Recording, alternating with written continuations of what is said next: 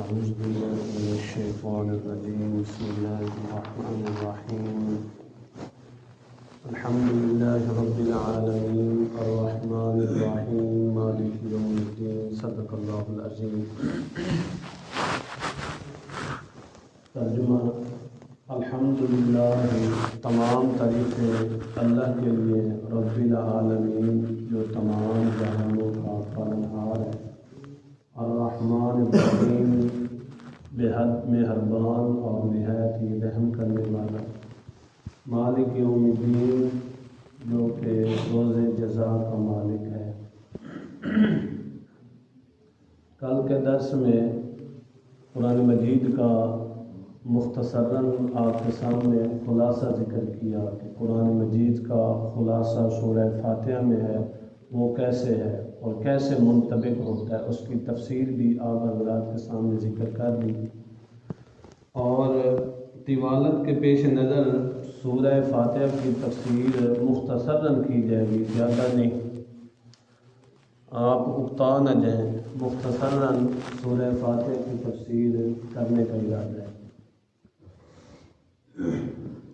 الحمدللہ، تمام تعریفیں اللہ کے لیے، تمام تعریفیں اللہ کے لیے، یہ ایک عام معنی ہے۔ اب اس کے اوپر ایک اشکال ہوتا ہے کہ تمام تعریفیں اللہ تعالیٰ کے لیے کیسے ہیں؟ مخلوقات کے لیے بھی مختلف تعریفیں ہیں، کفار کے لیے بعض ایسی قابل تعریف جو ہیں صفات کفار میں بھی ہوتی ہیں، خود نبی پاک صلی اللہ علیہ وسلم کی اللہ تعالیٰ نے قرآن پاک میں تعریف کی ہے، اور فرشتوں کی تعریف کی ہے، مومنین کے اوصاف اور تعریفیں کی ہیں۔ تو پھر الحمدللہ کا معنی کیا ہوا کہ تمام تعریفیں اللہ کے لیے، تمام تعریفیں اللہ کے لیے نہ ہوئی، مخلوق کے لیے بھی تعریفیں ہیں۔ اسی کا جواب اس کا جواب ایک یہ ہے کہ تمام تعریفوں سے مطلب یہ ہے کہ مخلوق میں جو بھی صفتیں ہیں، چھوٹے سے لے کر بڑے تک، بڑے سے لے کر چھوٹے تک، جتنے بھی اوصاف اور کمالات اور ان کی تعریفیں ہیں، وہ ایسے سمجھو کہ ان کو عطا کرنے والا اللہ تعالیٰ ہے، اس لیے مخلوق کی تعریف گویا کہ اللہ تعالیٰ کی تعریف ہے۔ دوسرا یہ کہ مخلوقات کی جو تعریفیں ہیں، سننا ہے، دیکھنا ہے، اسی طرح اور بھی جو اوصاف اللہ نے رکھے ہیں جن کے اوپر تعریفیں ہوتی ہیں، وہ صرف مرنے تک ہیں۔ جب بندہ مر جائے گا تعریف ختم، جب موصوف ہو مر جائے گا تو اس کے اوپر جو صفتیں ہیں وہ بھی ختم ہو جائیں۔ اور حضرت شیخ رحمۃ اللہ علیہ، مولانا غلام اللہ خان اور مولانا حسین علی علوانی رحمۃ اللہ فرماتے ہیں کہ آیت کا ایسا ترجمہ کیا جائے جس کے اوپر کوئی اشکال ہی نہ آئے، یعنی الحمدللہ اللہ تعالیٰ کی تمام تعریفیں ہیں، ایسا ترجمہ کیا جائے جس کے اوپر کوئی اشکال نہ آئے۔ وہ کہتے ہیں یہاں سے تعریفات سے مراد وہ تعریفیں ہیں جو مختص ہیں اللہ تعالیٰ کی ذات میں، تمام تعریفیں کارسازی والی، تمام تعریفیں فاعلیہ جو ہیں وہ مختص ہیں اللہ تعالیٰ کی ذات میں، ما فوق الاسباب اس کو کہتے ہیں۔ اس کو اب ایسے سمجھو کہ کائنات میں جو ہے نا دو چیزیں، کائنات دو چیزوں سے خالی نہیں، کائنات کا نظام یا تو ما تحت الاسباب چل رہا ہے یا ما فوق الاسباب، ان دو کے بغیر نظام نہیں چلتا۔ ما تحت الاسباب دیکھو کہ بندے کی، میاں بیوی کی آپس میں ایک شادی ہوتی ہے، جب شادی ہو جاتی ہے تو یہ ما تحت الاسباب کام ہو رہا ہے، میاں نے جمع ہم بستری وغیرہ کی وغیرہ وغیرہ کرتے کرتے اب اس میں نطفہ اور نطفے سے نبی اللہ تعالیٰ کا طفل تک پہنچانا، پھر طفل سے جوانی تک پہنچانا، یعنی بچے سے جوانی تک، جوانی سے بڑھاپے تک پہنچانا، یہ سارے کمالات کس کے ہیں؟ میاں کو تو اتنا کام تھا بس ہم بستری کی، اور آگے میاں بیوی کا کام ختم، آگے یہ کمالات کس کے ہیں؟ اسی طرح دوسری مثال سمجھ لو کہ ایک کسان جو ہے وہ زمین میں ہل چلاتا ہے، ہل چلانے کے بعد اس میں بیج ڈالتا ہے، اب بیج ڈالنے تک اور پانی لگانے تک اس کا کام ختم، اب اس کے جو ہے اس بیج کو زمین سے باہر نکالنا اور پودے کی شکل دینا، اس کو منزل مقصود تک پہنچانا، یہ کمالات کس کے ہیں؟ اللہ تعالیٰ کے ہیں نا۔ بندے کی طاقت یہاں پر نہیں ہے، تو اس سے مراد وہ طریقے ہیں جو ما فوق الاسباب ہیں۔ بندے کی اوصاف اور بندے کی طاقت تنگ رہ جاتی ہے جہاں سے اللہ تعالیٰ کی قوت اور تعریف شروع ہوتی ہے۔ یہ صرف مختص ہیں اللہ تعالیٰ کی ذات میں، تمام تعریفیں کارسازی والی اللہ تعالیٰ کے لیے۔ اب کسی قسم میں کوئی اشکال نہیں۔ اللہ تعالیٰ کی صفات الوہیت قرآن پاک میں جگہ جگہ پر اللہ تعالیٰ نے بیان کیے ہیں، ان کا ذکر یہاں طوالت کے پیش نظر ترک کیا جاتا ہے۔ باقی رب العالمین، تمام جہانوں کا پالنہار، جو کل بھی ذکر کیا تھا کہ الحمدللہ میں لفظ اللہ سے مشہور وصف مراد ہے، یعنی خالق، پوری کائنات کی تخلیق کرنے والی ذات ایک اللہ تعالیٰ کی ہے۔ ذرہ ذرہ مخلوقات، چاہے انسان ہوں، حیوان ہوں، جنات ہوں، نوری ہوں، ناری ہوں، چھوٹے ہوں، بڑے ہوں، جتنی بھی مخلوقات ہیں، ان سب کی تخلیق کرنے والا کون ہے؟ ایک اللہ کی ذات ہے، اور کوئی نہیں۔ نبی ہیں، ولی ہیں، وہ بھی اپنی تخلیق میں رب تعالیٰ کے محتاج ہیں۔ پھر پیدا ہونے کے بعد رب العالمین، پوری ذرہ ذرہ کائنات کی پرورش کرنے والی ذات بھی وہی ہے۔ ابتداءً بندہ رب تعالیٰ کا بنانے میں بھی محتاج ہے، پھر وجود کے بقا میں وہ بھی رب تعالیٰ کا کیا ہے؟ محتاج ہے۔ تو پوری کائنات کی پرورش کرنے والا کون ہے؟ العالمین۔ عالم کی جمع العالمین ہے۔ عالم سے مراد نشانی، عالم سے مراد نشانی، عالم سے مراد ہر وہ چیز ہے جس پر اللہ رب العزت کی توحید پر قیاس کیا جا سکے، اللہ تعالیٰ کی توحید کو پہچانا جا سکے، عالم سے ہر وہ چیز مراد ہے۔ آگے اللہ تعالیٰ کا نظام پرورش یہ عام ہے، پوری انسانیت، پورے حیوانوں کے لیے اللہ تعالیٰ نے یہ نظام قائم فرمایا ہے، ربوبیت کا نظام۔ اب دیکھیں انسان کی خوراک کیا ہے؟ پانی ہے۔ پانی ہے یا نہیں؟ پانی اگر نہ ملے پھر انسان زندہ رہ سکتا ہے؟ پھر اسی طرح انسان کی خوراک جو ہے وہ گندم ہے۔ دیکھو ہم جو ہیں وہ گندم ایک جو بوری وہ دیتے ہیں ایک کلے میں، پھر اللہ تعالیٰ کتنی دیتے ہیں؟ ہم تو چھپا کے آ جاتے ہیں، پھر اللہ تعالیٰ اس کو اوپر کھڑا کر کے محفوظ کر کے تمہیں دیتا ہے۔ تو یہ بندے کی روزی ہے یا نہیں؟ اللہ تعالیٰ نے بندوبست کیا ہے، اگر اللہ تعالیٰ نہ نکالے تو ہم کہاں سے کھائیں گے؟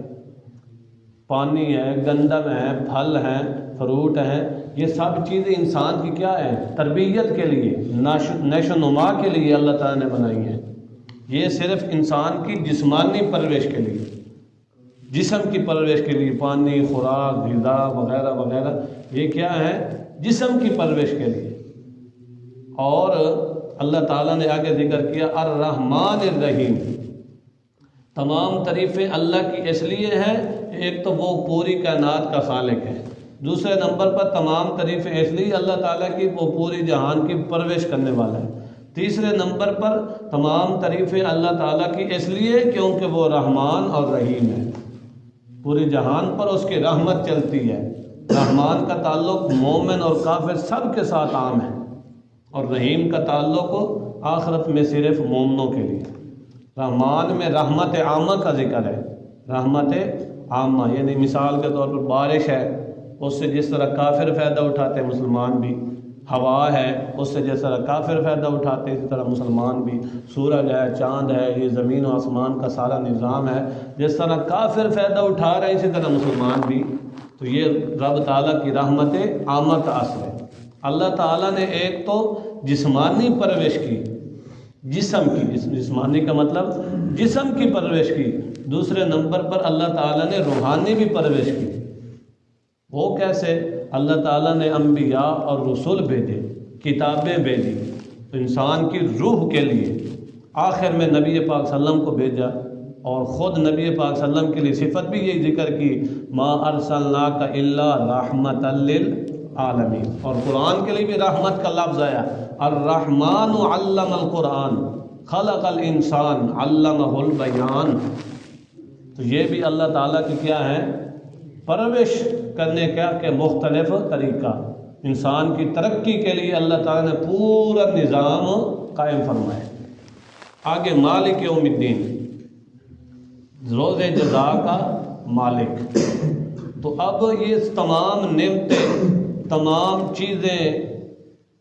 تمام چیزوں کا جو انعامات اللہ تعالیٰ کی شب و روز ہو رہے ہیں، ان کا کوئی ایک نہ ایک دن ایسا بھی ہونا چاہیے تھا جس میں یہ تمام انعامات کا امتحان لیا جا سکے، اور کہ اس بندے نے میری نعمتوں کی شکر ادا کیا یا نہ شکری کی، میرے احکام پر کتنا عمل کیا یا میرے احکام کی خلاف ورزی کی، کتنا میرے دین کے اوپر چلا۔ تو مالک یوم الدین میں روز جزا کا ذکر ہے کہ ایک نہ ایک دن روز جزا ہوگا، اچھے عملوں کا اچھا بدلہ دیا جائے گا، برے عملوں کا برا بدلہ دیا جائے گا۔ مالک یوم الدین، مالک ہے روز جزا کا۔ اب یہاں پر ایک اشکال ہوتا ہے، مالک یوم الدین، مالک ہے روز جزا کا، کیا دنیا کا مالک نہیں ہے؟ دنیا کا بھی مالک ہے۔ مطلب یہ ہے کہ یہاں پر جو عارضی بادشاہت چلتی ہے، مثال کے طور پہ فرعون نے اعلان کر دیا تھا، نمرود نے اعلان کر دیا تھا خدائی کا، اسی طرح اور مختلف جو بادشاہ اپنے آپ کو بادشاہ کرانے شروع کر دیتے ہیں، تو اللہ تعالیٰ نے فرمایا کہ وہاں پر یہ مجازی حکومت بھی کسی کی نہیں چلے گی، وہاں پر تمام سپر طاقتیں اللہ رب العزت کے سامنے کیا ہے، سر جھکائے ہوں گے۔ اللہ تعالیٰ بار بار اعلان کرے گے، این الجبابر، آج جبار کہاں ہے کائنات میں، دنیا میں جو اپنے آپ کو بادشاہ کہلانے والے تھے، آج کہاں ہیں؟ تو اس وقت کوئی سر اٹھانے کی کوشش نہیں کرے گا، خود اللہ تعالیٰ ہی فرمائے گا للہ الواحد القہار، آج ساری حکومت اور بادشاہت ہے تو کس کی ہے؟ کسی کو زبان ہلانے کی بھی اجازت نہیں ہوگی۔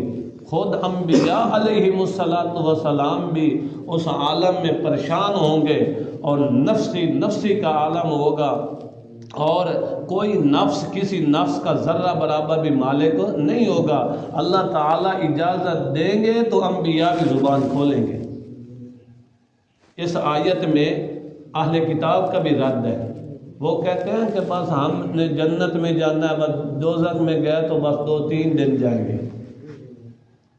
وہ چونکہ اہل کتاب یہود و نصارہ تورات میں تحریفیں کرتے تھے، مسئلے بدل دیتے تھے، عوام کو نہیں بتاتے تھے، تو پھر انہوں نے عوام کے ذہن میں یہ بھی بٹھا رکھا تھا کہ ہم جنت میں ہی جائیں گے، ہم اللہ تعالیٰ کے محبوب ہیں، اللہ تعالیٰ کے چہیتے ہیں، ہم جنت میں ہی جائیں گے، دوزخ میں جائیں گے تو بس 2-3 دن 4 دن چند دن جائیں گے، بس پھیری ٹوری کے لیے۔ اور جنت کے اللہ تعالیٰ نے فرمایا نہیں، جس نے بھی برے اعمال کیے وہ جنت میں جہنم میں ضرور جائے گا۔ بلا من کسب سیئۃ واحاطت بہ خطیئتہ، جس نے برائیاں کمائیاں اور برائیوں نے اس کو گھیر لیا تو وہ جہنم میں ضرور جائے گا۔ جس نے بھی برا عمل کیا اس کو جزا سزا ملے گی۔ تو وہاں پر حکومت اور شاہی چلے گی تو کس کی چلے گی؟ یوم لا تملک نفس لنفس شیئا والامر یومئذ للہ، اس وقت تمام حکومت اور بادشاہی ہوگی تو کس کی ہوگی؟ ایک اللہ تعالیٰ۔ اب ترجمہ دوبارہ دیکھ لیں۔